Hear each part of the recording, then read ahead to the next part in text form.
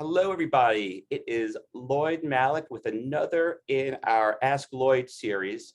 And in honor of National Child's Day, I'd like to talk about divorce and how it affects your children.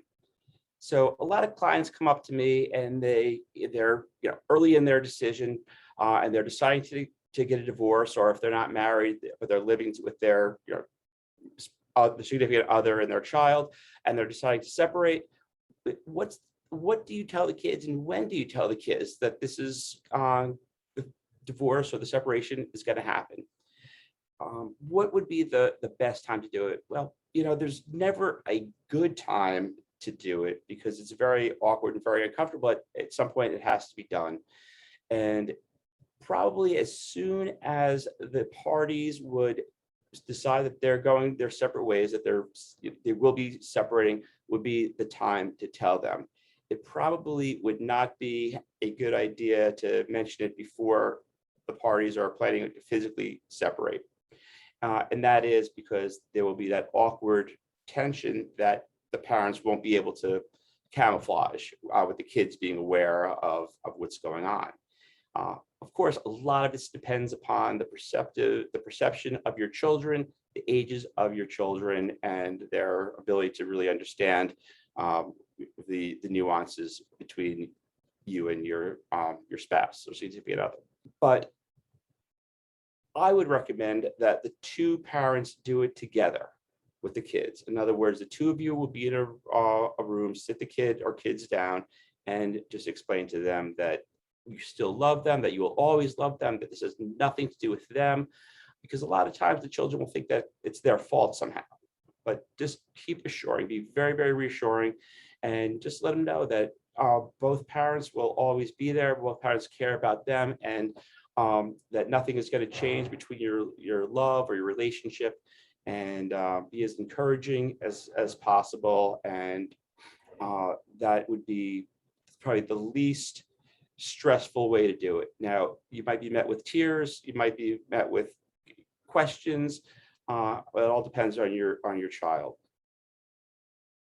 One of the things that I would also recommend, even before you would tell the children, once you decide and once your spouse knows that this is going to be the beginning of the end, and the kids are, you both love the kids, you both want the kids, there's no reason why one parent or the other should have any have the child over the other one. In other words, both good parents. There's no drug abuse. There's no mental illness. There's no traveling or excessive traveling for business, what have you.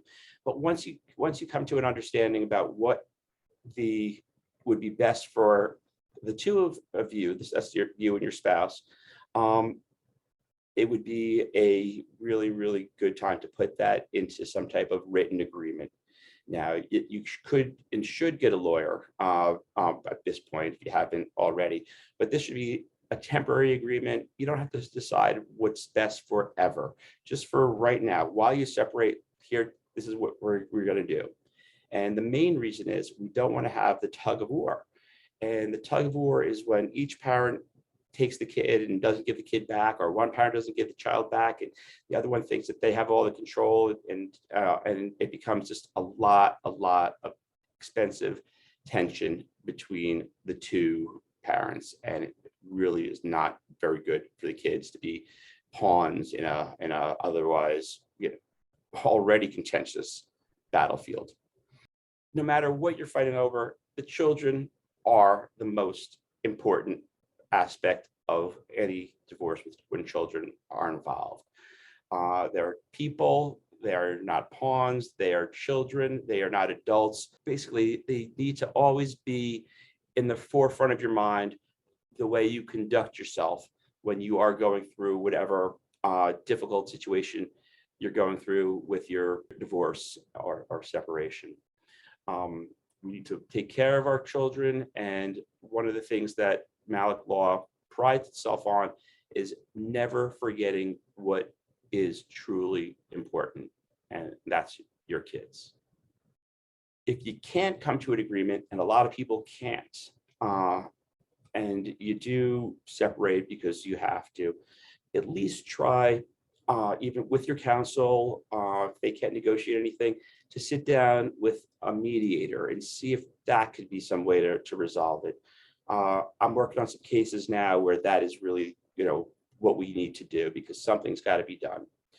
If not, again, you might be stuck in this proverbial tug of war. Once you are separated, how should you conduct yourself?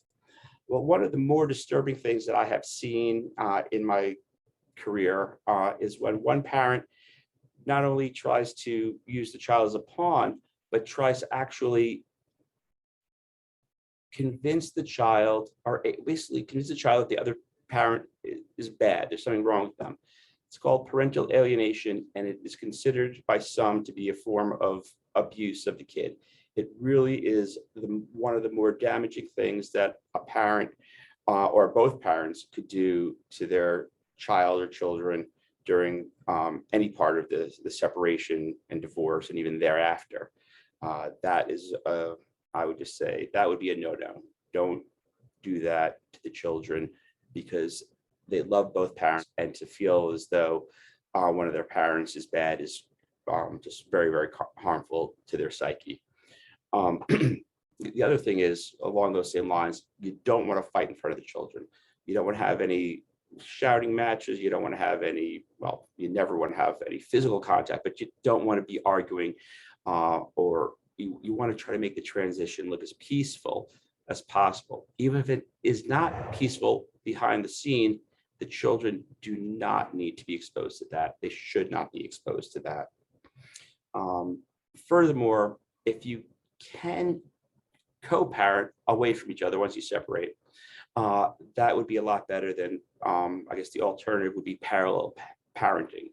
One parent does what he or she wants to do, while the other does whatever he or she wants to do, and there's no real communication between the two. It could be completely different ways of life. I mean, that happens, but if you could co-parent, come to agreements, and share the responsibilities of your child will be that much better off.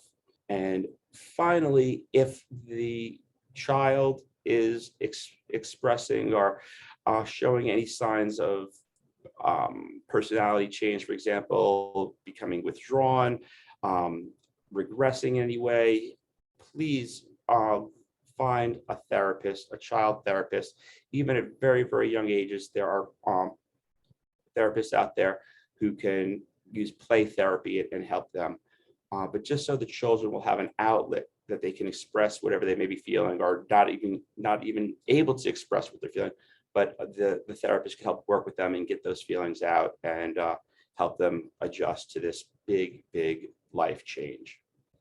So I can go on about many, many more issues with respect to the children, but for this format, this is what I have. I would be very happy to speak with any of you out there who may be listening. Give me a call. We could work out some type of consultation and discuss your individual situation. Thank you very much. And until next time, bye-bye.